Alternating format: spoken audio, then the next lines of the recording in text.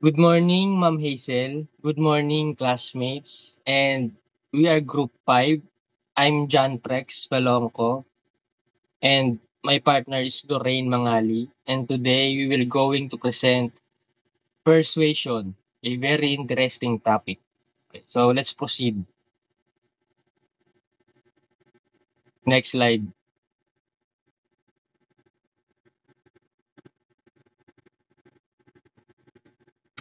What is persuasion? Persuasion, it is the process by which a message induces change in beliefs, attitudes, or behaviors. So, ito yung definition ni David Myers. So, maraming definition ng persuasion, but ito yung pinaka the best. Ang ibig sabihin daw ng persuasion ito yung kumbaga nagdudulot ka ng change sa behavior or attitude ng isang tao.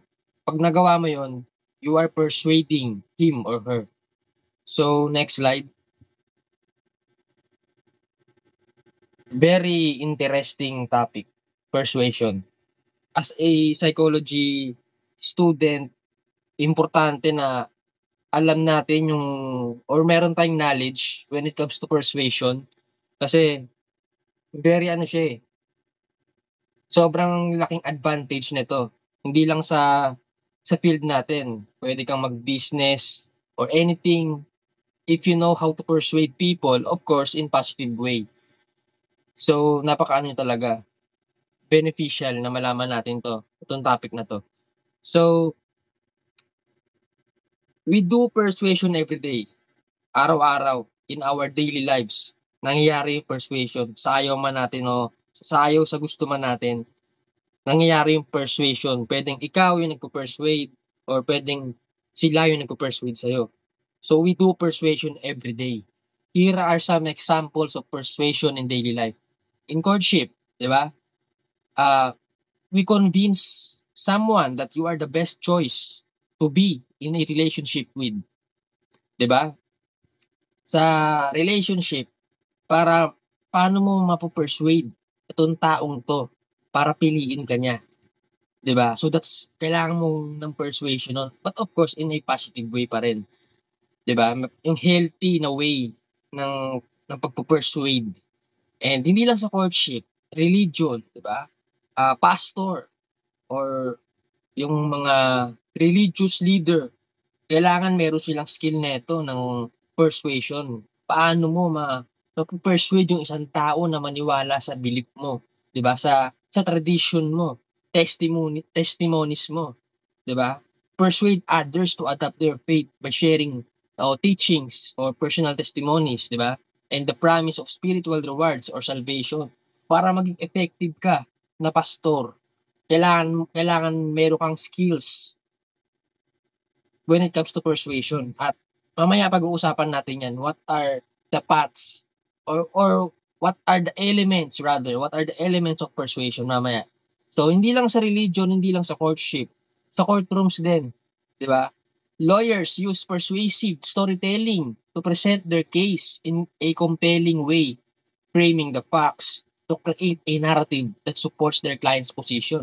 Importante rin yan bilang lawyer na meron kang persuasion skills. Paano mo mapo-persuade yung judge o yung courtrooms, 'di ba? Sa loob ng courtrooms, paano mo mapo-persuade sila na paano mo madedepensahan yung client mo, 'di ba? So, sobrang importante talaga ng persuasion. So, ito yung marami pa example, pero ito yung isa sa mga tatlong examples, some examples of persuasion in daily life. So, next, Lorraine. Ayan. So, what paths leads to persuasion? So, ito yung si Lorraine na mag-ano nito, magre-report. Lorraine?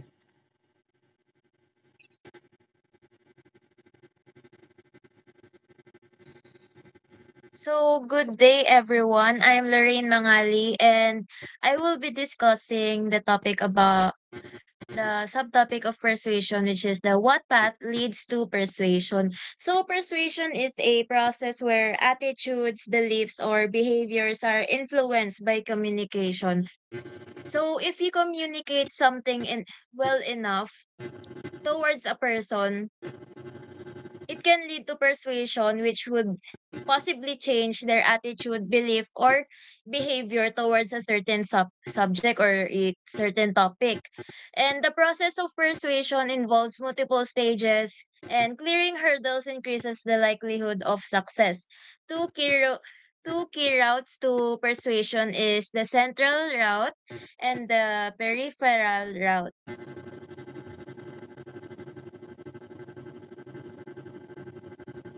So the central route of to persuasion is the route that involves deep, thoughtful considerations of the message's arguments. So this occurs when people are motivated, interested, and able to engage with the content.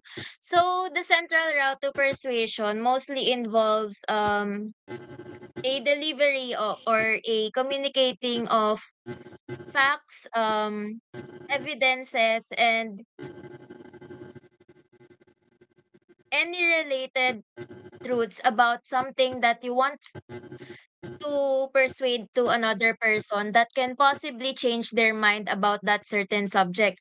For example, if you want them to buy a car, you that would be an extensial amount of money to um spend. So you're gonna have to convince them why do they have to choose this car. So that would include explaining to them the features, the qualities, and also um what this car has that that other cars from other brands doesn't have, so that they can be enticed to at least buy that car. Another is the famous Burger King. I don't know if famous, but if you're at least aware of the Burger King ad back from a few years ago on how they are not using any artificial flavors when making their burgers, and thus naturally their burgers mold since it is all made from natural ingredients. So the cognitive processing of this central route to persuasion is the critical thinking and logical analysis. The quality and strength of arguments matter, and the outcome of that would be if the arguments are strong, it leads to a well-reasoned, enduring change in attitudes and beliefs. If the arguments are weak, people are more likely to counter argue or reject the message. So you so that is the importance of truths and like evidences of um communicating your persuasive message, because with those you can possibly change their mind, though if you lack any evidence or support towards your message, they would at least counter argue or reject that message that you're trying to communicate. The next route is the peripheral route to persuasion. This route bypasses detailed thinking and focuses on superficial aspects such as motivation or don't have the time to analyze the message. So this usually targets the people's emotions, or at least entertainment values for them to be persuaded. So an example of this is using influential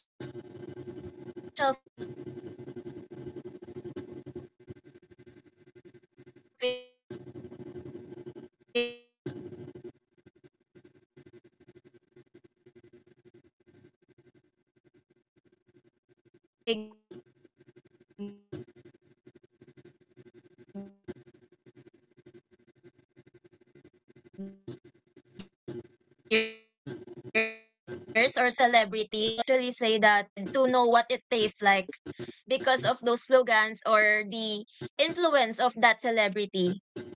So the cognitive processing of the peripheral route to persuasion is it relies on heuristics or mental shortcuts like trust the experts or if it's popular it must be good, which is actually shown here since Vice Ganda is popular and she says that it's good, then you might think, oh, it's actually also good. So you might be enticed to at least try it. The focus on cues such as the attractiveness of the speaker, music, catchy slogans, or celebrity endorsements, which is what I used for the example earlier. And the outcome for this would be attitudes are influenced more slowly and can be less stable but are formed through repeated exposure. So, in this peripheral route, it doesn't really rely on facts and evidences, but relies more on the reaction that you may bring to the people or the audience. And since it doesn't really rely on facts or evidences, you need to at least repeatedly expose them to that kind of influence so that the reaction from them would be continuous. Next, dual processing models. So the so the difference between the central route and the peripheral route, as I explained earlier, central route focuses more on explicit, logical, and reflective processing of arguments. So this leads to attitudes that are easier to explain, long-lasting, and resistant to counter-arguments. Since you make use of facts and evidences regarding the products or the message that you want to convey to the people or the audience, the message or the subject that you want to persuade them, it would be long lasting. An example of that would be a drug advertisement or a drug commercial, which is in this particular image is the BioFlu. It is believed to be an all-in-one medicine for any flu-related illnesses like fever, cold, body pain, sore throat, and also headache. Since it is also supported by facts, sciences, and also claims from doctors themselves, and it is also FDA approved, we can say that it is a reliable source or a reliable drug that you can use, that you can take. Peripheral route, on the other hand, is an implicit, automatic, and less reflective processing. It builds attitudes through repeated emotional associations and can be less stable over time. So, meaning is, since the, it usually gets a reaction from the audience through their emotional associations, this can be changed over time. So, you need to make these advertisements or at least these communications or messages over and over again over a period of time so that they would have this same image of the product and they won't counter argue that message that you're trying to convey. An example of that is the Cornetto Kilig to the Cone series of their commercial,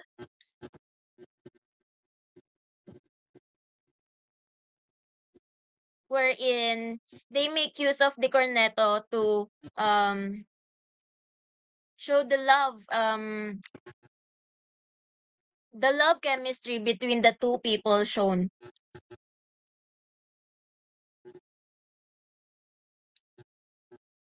Behavior change, which route is more effective? So the route that you can use in persuasion depends on what kind of reaction that you want to receive from the audience, as well as what kind of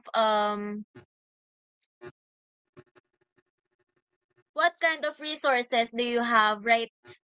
Resources do you have, or what kind of methods that you can implement regarding the product or the message that you want to convey. So the central route leads to more enduring change. And when people engage deeply with the message, they rely on the strength of the arguments and their own reasoning. Since this relies on facts, evidences, sciences, and such, you can say that the arguments are strong, and um, this can be believed by the people as I said, they are relying on facts. So the result of that would be attitudes formed through the central route are more likely to persist over time, resist challenges, and influence long-term behavior.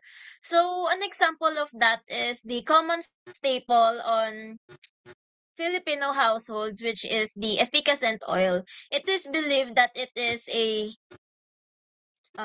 relieved oil type of um rubbing oil, since if you have a body ache, or like if you're cold, you could just rub that on you, and you'll feel relief, which is believed by most elderlies, which is still being passed on today. And the peripheral route, more effective for quick emotion based decisions, but these attitudes may not last, since you um are targeting the emotional aspect, or the emotional reaction from the people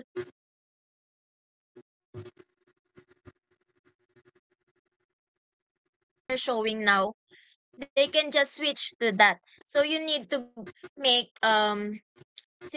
you need to repeatedly convey the message that you want for them to believe and at least improve. An example is driven ads that trigger positive feelings like happiness may lead to immediate product sales, but the effect could fade if not reinforced. An example of that is the if you are aware or not, the Enhypen and Bench collaboration back from the early to 2024. I'm not sure, but it is a collaboration between the local brand Bench and the K-pop group Enhypen, rel- which is the denim collections, consisting of denim jackets and some shirts, and also denim jeans. And since there are many K-pop fans of Enhypen here in the Philippines, it also brought a lot of sales for Bench. The role of heuristics in the peripheral route. Heuristics are the mental shortcuts that people rely on when making snap judgments.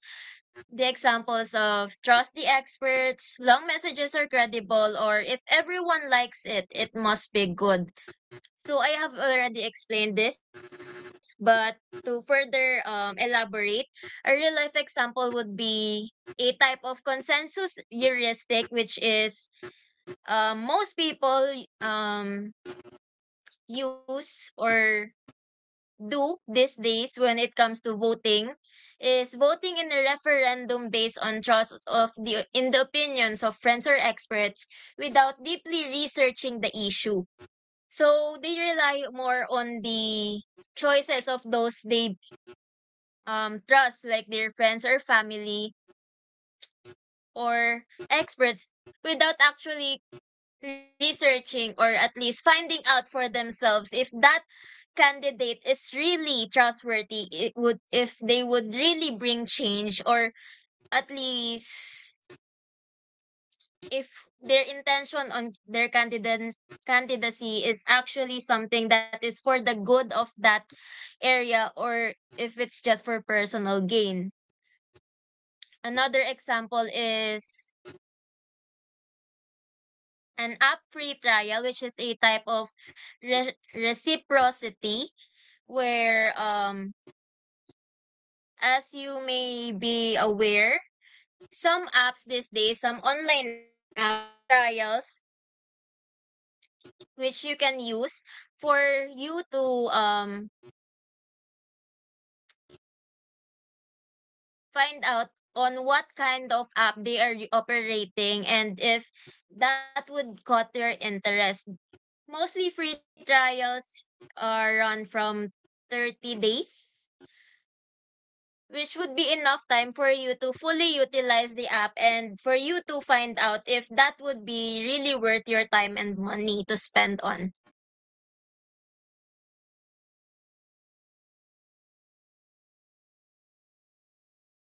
So why we use heuristics? Time constraints, lack of interest, or mental overload. They allow us to make decisions quickly, but often based on superficial cues.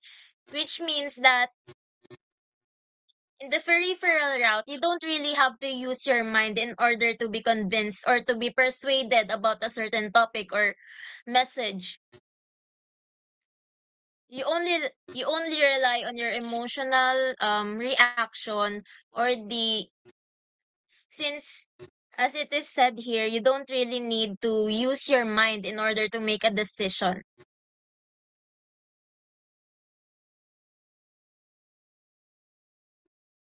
Next.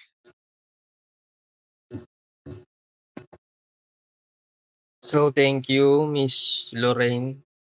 And now let's discuss about what are the elements of persuasion. So, among the ingredients of persuasion explored by social psychologists are these four. So, first, the communicator, the message, how the message is communicated, and the audience. So, that's the four elements. In other words, who says what, by what method, to whom. So, next slide.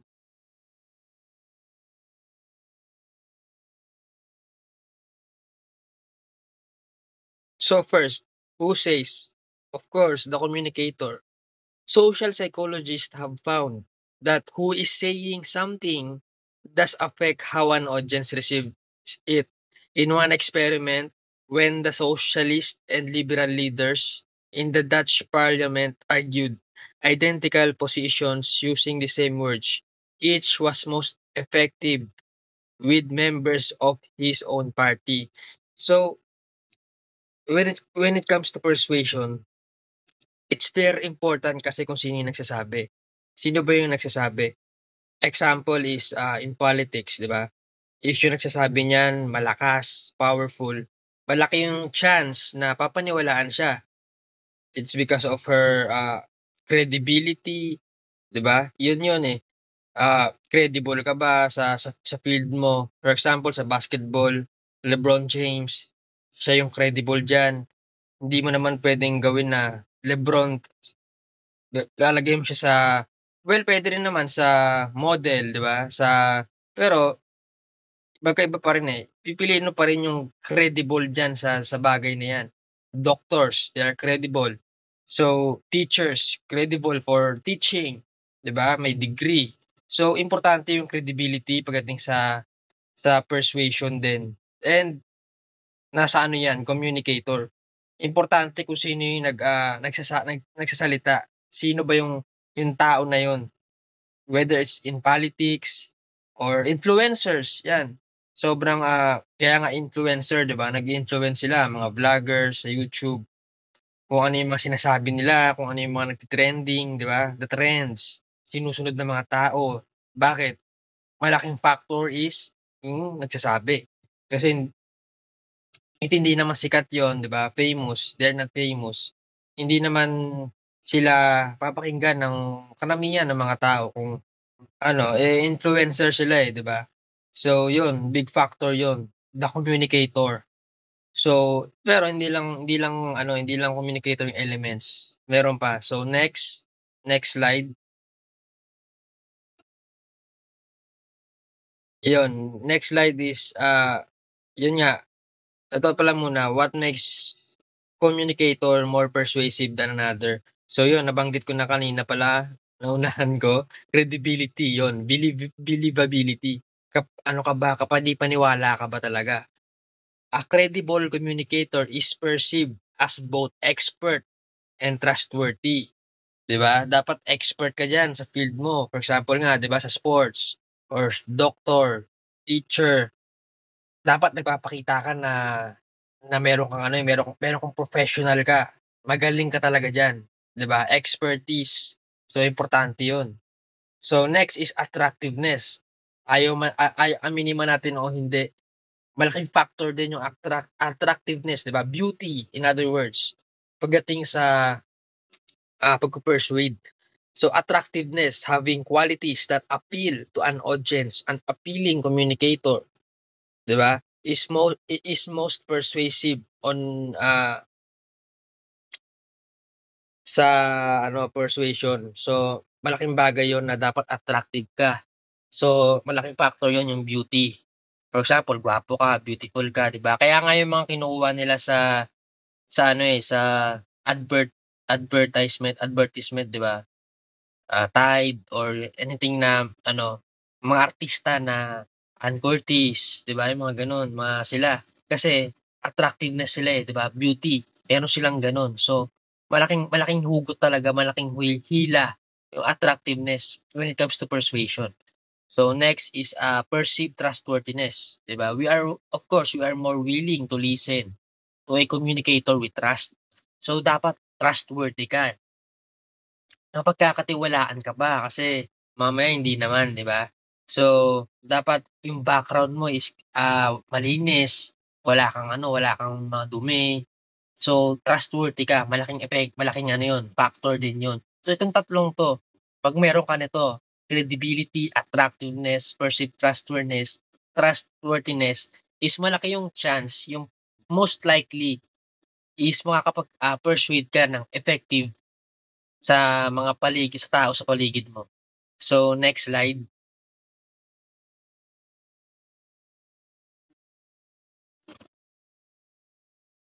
So, ayun, next element is what is said, the message content. So, ayun, kanina pinag-usapan natin yung communicator, 'di ba, yung nagsasabi. So, hindi lang yun na yung nagsasabi, importante rin kung ano yung sinasabi mo, what is said, yung content, the message content. So, para sa akin or based sa libro, dapat nagme-make sense yung sinasabi mo, hindi yung nonsense, 'di ba? Mas makakapag-persuade ka if nagme-make sense, may kwenta, 'di ba? Yung sinasabi mo yung talagang may knowledge, yung may makukuha ka, you give value to the table. You bring value to the table. May content. So, the message content, this is the speaker's point or arguments. Our arguments should make sense, 'di ba? It makes not only who says something, but also what the person says, katulad nga ng sabi ko. So, reason versus emotion. Whether the message appeals more to logic or emotions depends on the audience and the situation. So, yun nga. If gusto mo magaling ka na persuader or magkaroon ka ng persuasion skills, dapat alam mo yung pinagkaiba ng reason tsaka sa emotion. Pero ito, sa panahon kasi ngayon mas madali ka makakapag-persuade if you are appeal to emotion. Ginagamit mo yung emotion ng tao. Mas madali kang makakapag-persuade yung, dapat may good emotions, gano'n. But of course, depends pa rin sa audience. If naman yung mga kausap mo is, sila, matatalino, 'di ba, more on logical side sila, dun sila. So yung gagamitin mo reason din. Gagamitan mo sila ng reason. Pero if naman yung mga kausap mo is more on, emotion driven sila, kasi yun din gagamitin mong emotion nila para makapag-persuade ka. So yan yung pinagkaiba ng reason versus emotion. It depends pa rin sa audience. So last, mamaya pag-usapan natin yung audience. Dapat alam mo rin yung audience mo, eh. Alam mo para makakapag-adjust ka kung paano mo ipe-persuade. So importante rin na alam mo yung audience mo. Mamaya. So yun, next is the effect of good feelings, sabi ko nga, 'di ba? So, Good feelings often enhance persuasion, partly by enhancing positive thinking and partly by linking good feelings with the message. Dapat yung sinasabi mo is nagke-create siya ng good emotions, 'di ba? Kasi ano naman yan, understandable naman yan, 'di ba? Alam naman natin lahat yun na kapag yung message is, nakakapagpagaan ng feeling, 'di ba? Masarap sa pakiramdam is mas nagiging ano siya, mas nagiging vulnerable tayo sa persuasion, 'di ba? Ayaw natin ng mga negative feelings na mga negative, 'di ba? Hindi siya maganda. So, if gusto mo maging magaling na persuader, kailangan master mo or matutunan mo yung magsabi ka ng mga makakapag-create ng good feelings sa ibang tao. Positive vibes, 'di ba? Makapagbigay ka ng positive emotion, importante 'yun. So, ito rin kabaliktaran naman is the effect of arousing fear.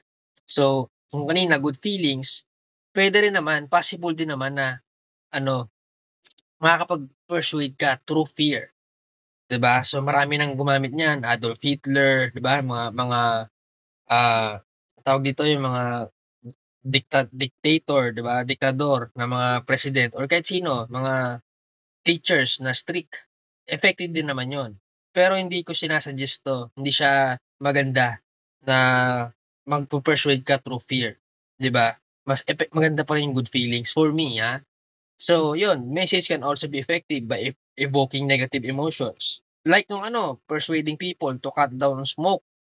'Di ba may example sa mga cigarette kung napapansin niyo, meron dun may mga lung cancer nilalagay nila yung gano'n. So nag-ano siya nagke-create siya ng negative emotions. Merong fear na para mabawasan yung mga nagsisigarilyo.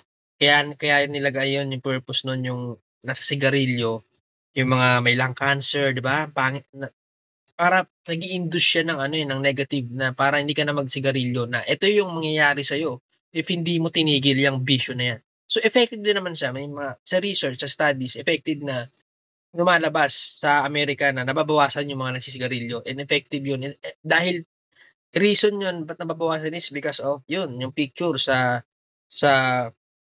cigarette, sa lagayan ng cigarette. So, next slide. Ayun, so the channel. So, kung kanina importante yung communicator, tapos yung message, ngayon naman yung channel. Paano sinasabi, how it is said. Ano ba yung yung medium of communication. So, the medium through which the message is communicated, such as face-to-face, television, social media, or print. So, ito yung mga types of communication channels. So, first is face-to-face communication. It is typically the most persuasive form because it allows for immediate feedback, emotional expression, and personal connection. The speaker can adjust their tone, body language, response based on the audience reaction. So, ito yung pinaka-powerful na makapag-persuade ka face to face talaga, personal.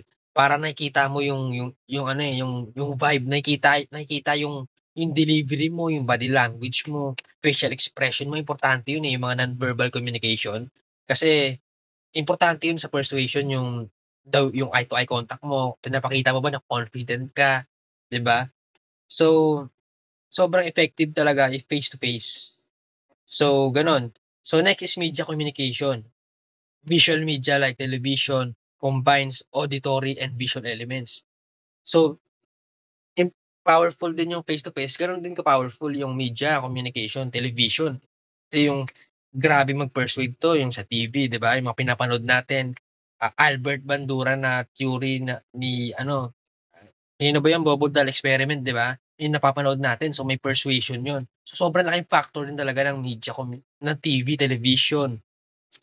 Pagdating sa persuasion kasi gumagamit na sila ng mga visual elements, auditory, maganda sa paningin natin 'yun, So, madali tayong nape-persuade. So, at may kasama siyang attractiveness, may kasama siyang liking, 'di ba?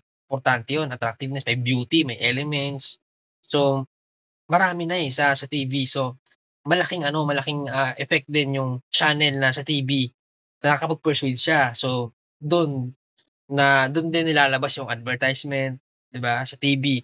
So, it can reach large audience pa pala and convey complex information quickly through visuals, tones, and yun nga, body language. So, powerful din talaga yung TV mag-persuade sa mga tao sa atin. So, next slide. And last naman is social media. So, in the digital age, social media is a dominant channel for communication, especially among younger audience. Its interactive nature allows users to engage directly with content through likes, comments, shares, making it a powerful tool for spreading message quickly. So, ito, alam na natin to na sobrang powerful ng social media. Pagdating sa persuasion, hindi natin alam nalalason na pala yung isip natin dahil sa social media natin, 'di ba? TikTok, YouTube, Facebook, Twitter, Instagram, lahat ng 'yan, sobrang powerful niya pagdating sa persuasion. 'Di ba, yung likes, heart, gusto natin maraming like. 'Pag nakita tayo na sa FB na or sa TikTok nasa FB pala, maraming likes, 'di ba? So, para sa atin maganda na agad yun. And comments, binabasa natin yung mga comments na napu-persuade tayo sa mga sinasabi ng mga tao, especially pare-parehas sila ng sinasabi sa comments. So, sobrang powerful talaga ng ano, actually tatlo sila, powerful, face to face, yung channel na 'to, lahat ng channel powerful sila, face to face, kanina yung, TV and social media ngayon na lahat ng tao na may cellphone. So, if you want na gusto mong maging gumaling sa persuasion skills, kailangan, ano mo, maximize mo rin yung social media mo, pero hindi rin maganda na puro social media. So, maganda pa rin na face to face ka mag-persuade in a positive way, in healthy way. Kasi importante talaga yung persuasion sa buhay natin. Kailangan natin malaman 'to. So, next slide.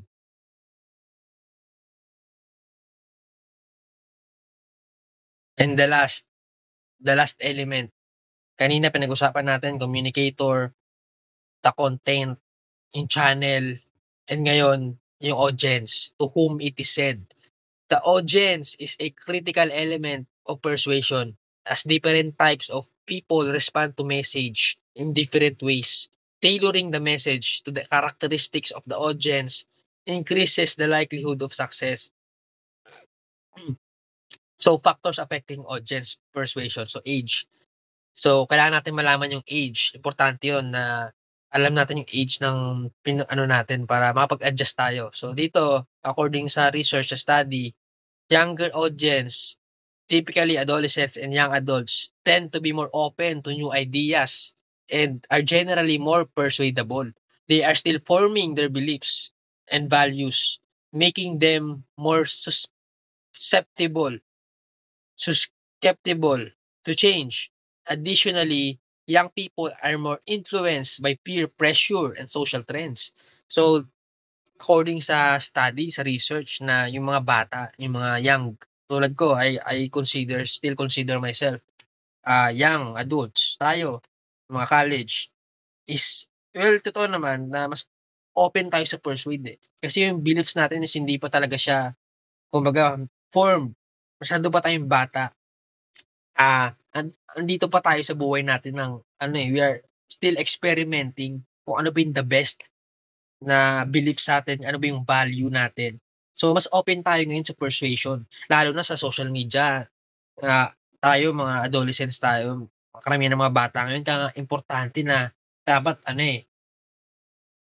tinitingnan natin kung ano yung mga pinapanood ng mga bata na kung ano ba yung mga fina-follow nila ng mga tao, ng mga influencer, makakatulong ba 'to sa kanila, 'di ba? Kaysa naman yung mga nonsense na mga wala namang hindi nakakatulong, 'di ba? So, importante 'yun na alam natin yung, age and yun nga, younger audience, tayo mas vulnerable tayo sa persuasion. Kabaliktaran naman, opposite sa older audience. Sa older audience naman are usually ano sila, mahirap na silang i-persuade. They are more likely to have, meron na silang established beliefs, attitudes, which they are less willing to change. So yun, yung mga matanda, yung mga older, mas hindi na sila mas kumbaga hindi na sila mas na madaling i-persuade. Pero still, puwede pa rin naman mangyari, 'di ba? Persuasion is mapabata, mapamatanda. Yun nga lang mas hard pagdating sa matanda kasi meron na silang ano, meron kumbaga meron silang established na yung beliefs nila, meron na silang experience, meron na silang karanasan sa buhay. Hindi na sila bata, adult na sila. So, mas mahirap na silang i-persuade kaya mas meron na silang wisdom, importante 'yun, meron silang wisdom sa buhay. That's why meron na silang belief, sariling belief nila. But however, they may be more receptive to message that reinforce the existing views or appeal to nostalgia, 'di ba? So ayun, so next slide,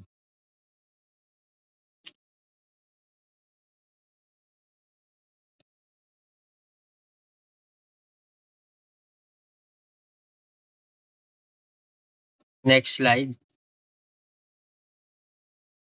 Next is, mood, 'yun, positive mood and negative mood. In positive mood, when people are in good mood, they tend to be more receptive to persuasive message. Positive emotions like happiness or excitement can make individuals more open to new ideas because they are less defensive and more trusting. So, 'yun pinag-usapan natin kanina yung positive emotion na 'pag yung binibigay mo is puro positive ka lang, 'di ba, jokes, humor, happiness, 'di ba, enthusiasm, excitement, thrill, adventure. If yun yung binibigay mo, malaki yung chance na makakapag-persuade ka o maiimpluwensyahan mo talaga yung tao kasi lalo na sa panahon ngayon na punong-puno ng ano, punong-puno na ng negative yung buhay, 'di ba? Dami na nade-depress, 'di ba? Yung mental health ng tao ngayon sobrang ano na, kaya nga for me in demand na yung ano, psychology ngayon, eh.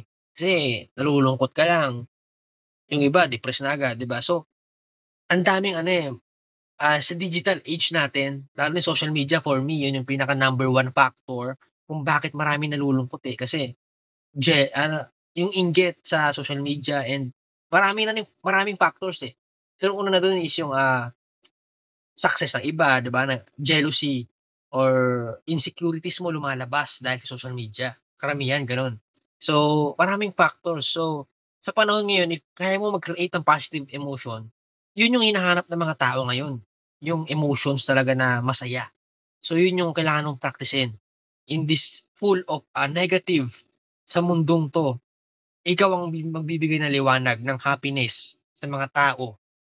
So gano'n. So yun, negative mood, people in negative mood, yun nga, such as those experiencing fear or anxiety might be more resistant sila to persuasion unless the message offer a clear solution to their problem, 'di ba? Yun. So, kailangan more on positive ka lang talaga if gusto mo maging, effective yung pagpe-persuade mo sa mga tao. So, ayun, next slide. So, for the last present ni Lorraine.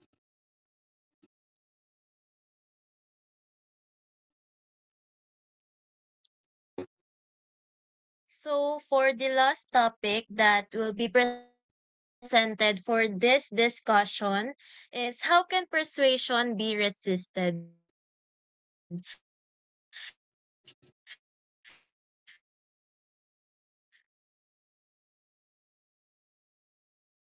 Persuasion often preparation is key. So as what has been discussed earlier, you can easily be persuaded by, for example, by advertisements or commercials or like messages that is um conveyed by influencers or even politicians. So it is important to know how to resist that kind of persuasion by such people or elements. So just as martial arts trains people to defend against attacks, resisting persuasion requires preparation and strategy. So resisting persuasion um doesn't just become an ability that you have. You have to build that resistance step by step in order for you to have a strong resistance towards it. Natural tendency. Daniel Gilbert and colleagues 1990 and 1993 showed that it's easier for us to automatically accept messages than to doubt them. So this can be easily seen when you're talking with people that you trust, or at least people that are influential in your life or in the world. The messages that they convey would be easily accepted by people, there as you would be thinking na there's no reason to doubt them because you believe in those people. And like there's no need for us to think if what they're saying is true. That's what usually runs on your mind. So an example of this is if a distracting event prevents us from critically assessing information, we might unknowingly accept a false idea. So an example of this would be celebrity scandals. Like if a celebrity scandal is outrageous enough, you would not or outrageous enough, or at least it would be coming from it would be about a influ- a celebrity that is influential enough, you would actually believe whatever what that is said, unless you're actually a fan and want to defend that person. But if you're just a bystander, then you would unknowingly accept a false idea, since you don't really feel the need to dig in deeper for to at least counter that kind of scandal that they have been experiencing. Strengthening personal commitment.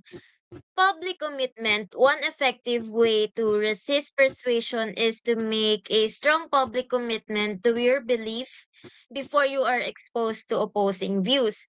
Committing publicly helps us resist being swayed because we become invested in defending our viewpoint. So one way to resist being persuaded by other people is strengthening your personal commitment toward strengthening your personal commitment and sharing it to the public. Because if you have shared that personal commitment or that personal belief about a certain topic, it would be well known by the people around you that this person has this kind of belief. Even if I share this kind of message or this kind of information, I think that he would hardly believe it, as he has opposing views or such. That would come to their mind. An example of this is in civil trials, jurors who express their opinions early tend to harden their stance, making them more resistant to changing their position during deliberations. So jurors are the one who will defend their client in a courtroom or in a civil trial. So they have already discussed everything with their client, and their opinion about that certain matter is decided. So whether guilty or not guilty. So whatever stance that they're trying to defend, the juror has already established that opinion within the trial, within the courtroom, for him to defend his client. So whatever the other party may say, he will just try to bring more evidence and more statements regarding that matter in order to at least alleviate or make his client come out as innocent regarding that matter. So you won't be easily persuading that juror when it comes to defending.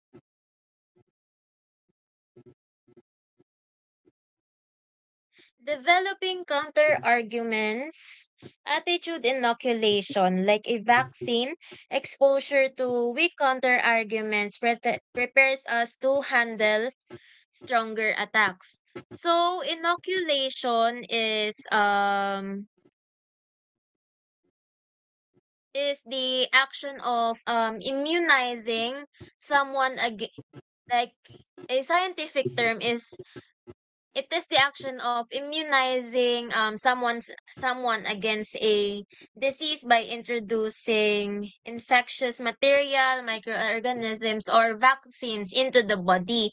So in this context, inoculation is introducing concepts that people can be persuaded on so that when the time comes, they won't be as vulnerable to changing their minds.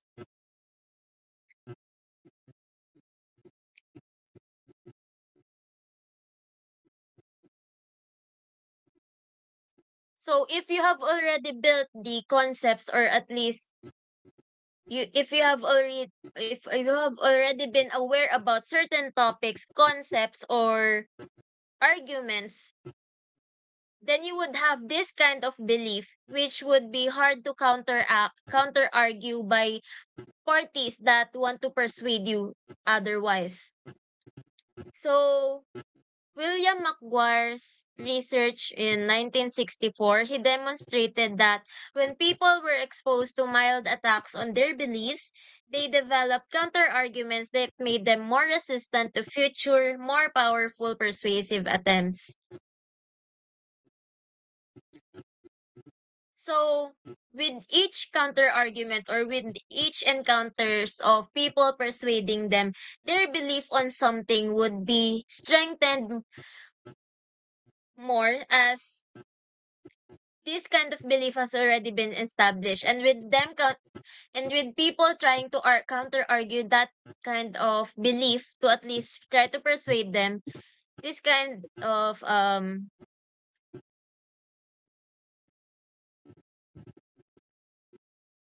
builds a stronger argument for them to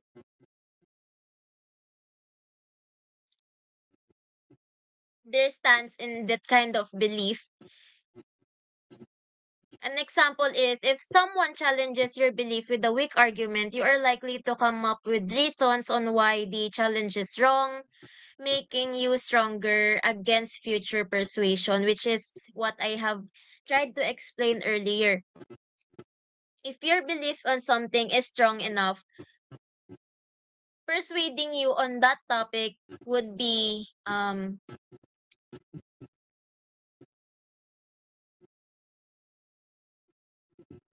close to impossible, as that kind of belief has already been set in your mind.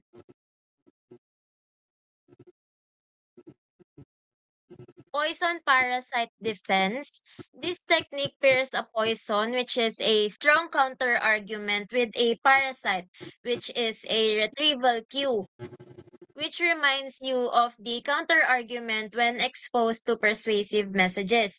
The cue triggers the counter arguments when the persuasive message is presented again. An example of that is the cigarettes. The cigarettes being sold here at the Philippines has those images at the front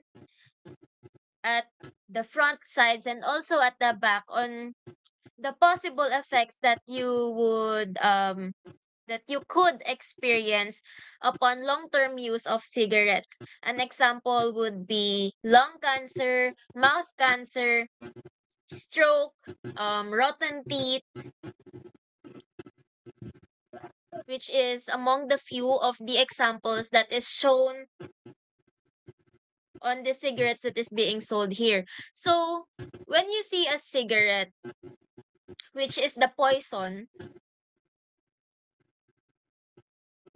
you can think of the parasite that you have built of the or the retrieval cue that you have built on that kind of image, or on that kind of matter. So when a person brings up wanting to, or like persuading you to take a cigarette, you would think of the images that is shown on the cigarette packs, of how the positive of the possible effects that you could experience in the long term, which could possibly turn you off about the concept of smoking cigarettes. Real life application of inoculation programs, attitude inoculation in schools. Practical applications of this theory have shown success in reducing unhealthy behaviors like smoking. Teaching young people to resist persuasion can have long term effects on their behavior and decision making. So, as I have explained about the smoking or the cigarettes, another type of inoculation for people to resist being persuaded is teaching students in schools what the possible long-term effects of smoking. And studies have shown that teaching the long-term effects of smoking in schools have actually showed um positive results in discouraging them of possibly smoking.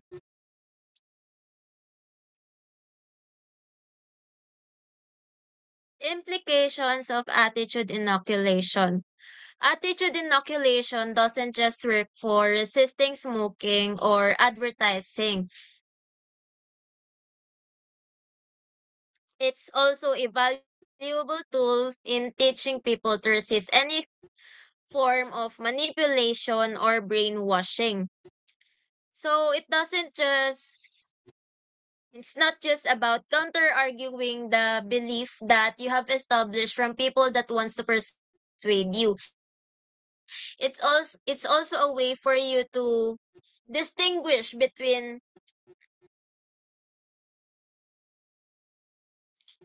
distinguish if that kind of persuasion is actually a type of manipulation or brainwashing that they want to do to you. So, exposure to diverse views and teaching individuals how to critically assess opposing arguments can lead to more robust, resilient belief systems. So, in order for you to broaden your views or at least establish your views about something, your beliefs on something, you actually have to broaden your views or outlooks about certain things. Teach yourself on various concepts so that when the time comes that someone wants to persuade you, you actually have something that you can counter argue it if it is something that can be good for you or bad. The application of this is religious educators, parents, teacher and teachers should encourage open discussion and critical thinking rather than creating isolated environments where only one view is presented. So a type of manipulation or brainwashing are um what cults do, where the cult leaders would um persuade or brainwash the people there that this is for the best, that isolating from the outside world is for the best, and that like their place is like a sanctuary when it is actually the opposite, where they're actually just being exploited. That is a type of brainwashing or manipulation built by a that is built by persuasion on over a long time towards people. So in order for that to not happen, from an early age, parents and teachers should teach the young people that they should broaden their views, as I have said.